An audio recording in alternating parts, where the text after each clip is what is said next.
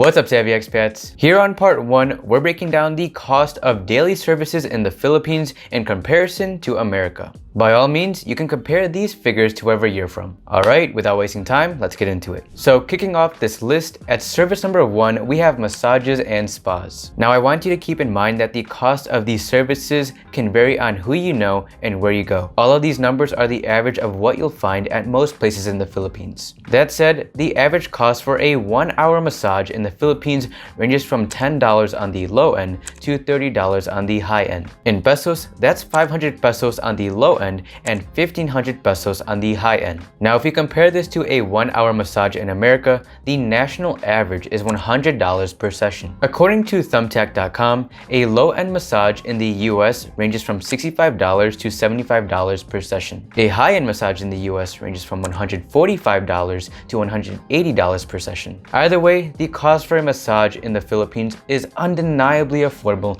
much more affordable than in the US. This is why you ask the average expat what he's looking forward to in the Philippines, and you'll often hear him say getting massages. Now, this could be because of external reasons, but I like to think it's because of the cheap prices. On that note, massages here are so inexpensive to the point where you can get one every single week and it won't break the bank. If you're looking to get a manicure and pedicure, you can expect to pay around $15 for a standard spa pedicure and $20 for a mani-pedi. Meanwhile, in the US, you'll spend roughly $65 for a manicure and pedicure, so it's quite a bit more. As for getting facials in the Philippines, the average cost for that is 1,500 pesos or $30. In the US, facials will run you around $100 and up per session. So on average, the cost for a facial in the Philippines is $70 cheaper than in the US. So based off of these figures, it's needless to say that when it comes to spa services and massages, you're better off holding off from this in your home country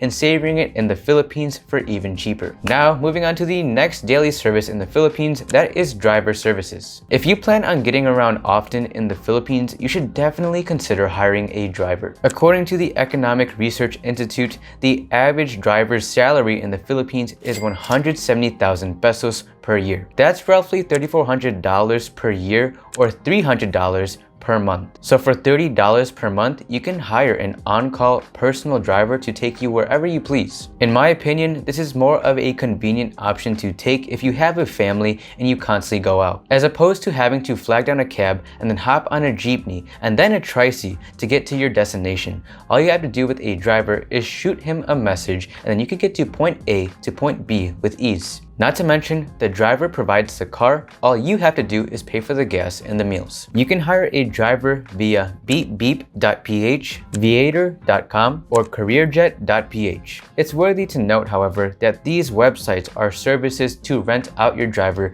for the day. Now, if you want permanent personal drivers for your family, you can post job listings on jobstreet.com, Facebook, or Indeed. But your best bet is looking for a driver on Facebook because almost everything in the Philippines seems to be conducted on Facebook. You can search for driver agencies and services to find your ideal driver. But if you have connections here like family or friends, then you should just ask them if they know anybody. As for my family, when we first arrived to the Philippines, we only used Grab to get around. And once we came across a driver that was trustworthy and ideal for us, then we offered him a job. So for some of you, it could be as simple as that. Now, comparing the cost for hiring a driver in the Philippines versus the US, it's night and day. In the US, to hire a driver, which for 99% of Americans is unnecessary, expect to pay a lot more than in the Philippines. According to ZipRecruiter, the national average salary for a driver in the US is $3,400 per month. Compare that $3,400 per month in the US to the $300 you pay for a driver in the Philippines. Here in the Philippines, that's pretty much peanuts. Bottom line, drivers are not only much more affordable here in the Philippines, but it will make your life immeasurably easier here. Moving on to the third service that we have, that is nannies and maids. So the average nanny's salary in the Philippines is around $200 per month, while the average maid's salary in the Philippines is around $300 per month. For a Philippine maid, expect to pay $100 on the low end and $500 on the high end. Unless you have a ginormous mansion to be cleaned every day, most maids do not charge over $500 per month. Now let's compare a nanny's salary in the Philippines versus America for context. The average salary for a nanny in the US is roughly $29,250 per year or $2,500 per month. Meanwhile, the national average maid salary in the US is $27,000 per year or around $2,250 per month. Of course, these numbers can fluctuate slightly by a couple $1,000s in the US, but generally this is what maids and nannies make in the US. Comparing that to the $200 a nanny makes in the Philippines and the $300 a maid makes in the Philippines,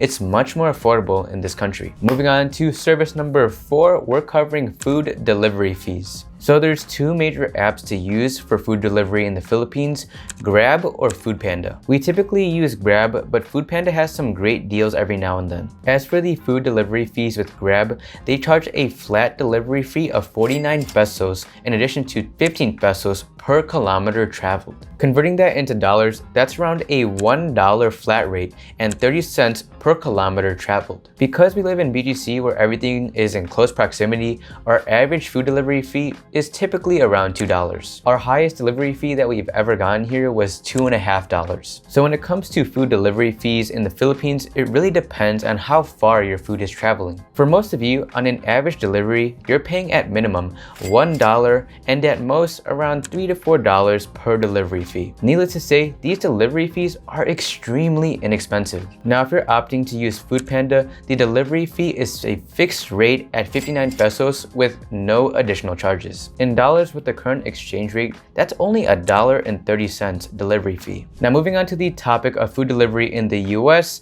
let's just say it's either you got an intense midnight craving or you're absolutely starved to the bone because you really do pay a premium for food delivery in the US. The four main delivery apps used in America is Uber Eats, Grubhub, Postmates, and DoorDash. But let's use the most popular for our example, Uber Eats. The delivery fee with Uber Eats comprises of 4 factors: the cost of the food, a service fee, a delivery fee, and any other applicable local taxes. Not to mention, you'll also have to add a tip. So the minimum service fee is typically around $3 with Uber Eats, and the delivery fee typically ranges from 50 cents up to $8. This is based on the proximity to the restaurant. Also, if the demand is high on that day, the delivery fee also increases. We also have to take into consideration that there's also a small order fee. If your order is less than $10, they'll charge you a fee of a minimum of $2. If your order is $15, they'll charge you a small order fee of $3. They pretty much nickel and dime you wherever they can. Uber Eats, if you're watching this, you're committing a heinous crime.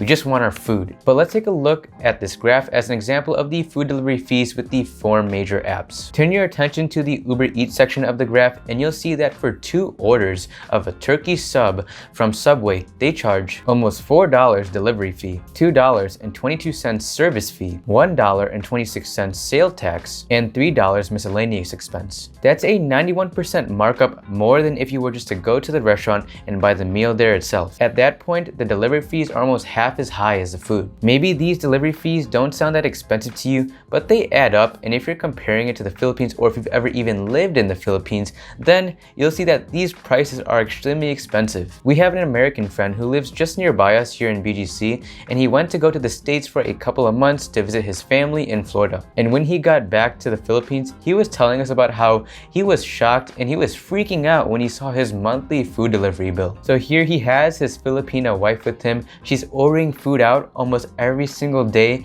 and he sees his delivery bill and it's racked up to the thousands. Those food delivery fees in the US really do add up, so to only pay $2 for a food delivery in the Philippines, it's a huge saver. Now, moving on to the 5th and last service we'll cover for today, that is haircuts. It's proven that the Philippines is one of the cheapest countries to get a haircut in the entire world. With the average cost of $6 or 300 pesos for a haircut, the Philippines is the 3rd cheapest country in the entire world to get a haircut. Meanwhile, and I just have to add this, Denmark is the most expensive country in the world to get a haircut for $75 just for a haircut. I don't know, maybe everybody is just Rapunzel over there. So the average price for a haircut in the Philippines is around $6, but even in areas like Manila, you can get a haircut for as cheap as $1. And really, there's a wide range of haircuts that you can get here. While some salons offer haircuts for as low as $1, which you can go to places like Malate for that, there's also other salons